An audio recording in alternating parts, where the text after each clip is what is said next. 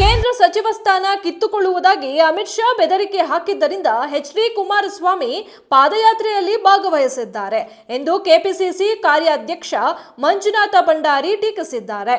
Pen drive ಪ್ರಕರಣದಲ್ಲಿ ತಮ್ಮ ಕುಟುಂಬದ ಸರ್ವನಾಶ ಮಾಡಿದವರ ಜೊತೆ ನಾವು ಪಾದಯಾತ್ರೆ ಹೋಗಬೇಕೆ ಎಂದು ಕುಮಾರಸ್ವಾಮಿ ಪ್ರಶ್ನಿಸಿದ್ದರು.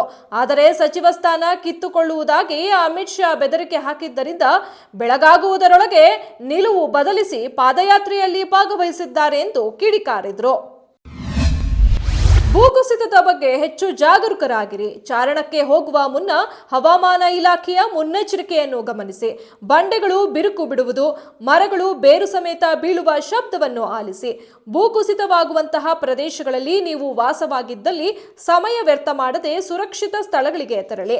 ಕಟ್ಟಡಗಳು ಬೀಳುವ ಸ್ಥಿತಿಯಲ್ಲಿದ್ದರೆ ತಕ್ಷಣವೇ ಗ್ರಾಮ ಪಂಚಾಯಿತಿಗೆ ತಿಳಿಸಿ ಎಂದು ಸರ್ಕಾರ ಪ್ರಕಟಣೆ ಹೊರಡಿಸಿದೆ.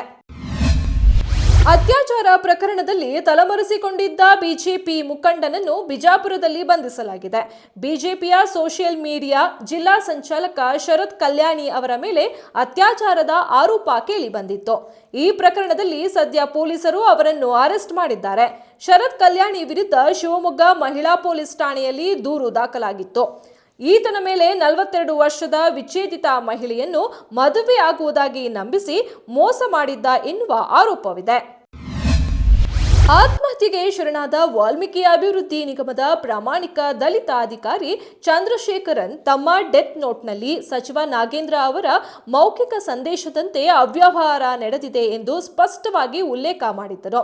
ಎಸ್ಐಟಿ ನ್ಯಾಯಾಲಯಕ್ಕೆ ಸಲ್ಲಿಸಿರುವ ದೋಷಾರೋಪ ಪಟ್ಟಿಯಲ್ಲಿ ಮಾಜಿ ಸಚಿವ ನಾಗೇಂದ್ರ ಹಾಗೂ ಶಾಸಕ ಬಸವರಾಜು ದದ್ದಲ್ ಹೆಸರನ್ನು ನಮೂದಿಸಿಲ್ಲದಿರುವುದು ಎಸ್ಐಟಿ ತನಿಖೆ ನಿಷ್ಪಕ್ಷಪಾತವಾಗಿ ನಡೆಯುತ್ತಿಲ್ಲ ಎಂಬುದಕ್ಕೆ ಮತ್ತೊಂದು ಸಾಕ್ಷಿಯಾಗಿದೆ ಎಂದು ಆರ್ ಅಶೋಕ್ ಕಿಡಿಕಾರಿದ್ದಾರೆ.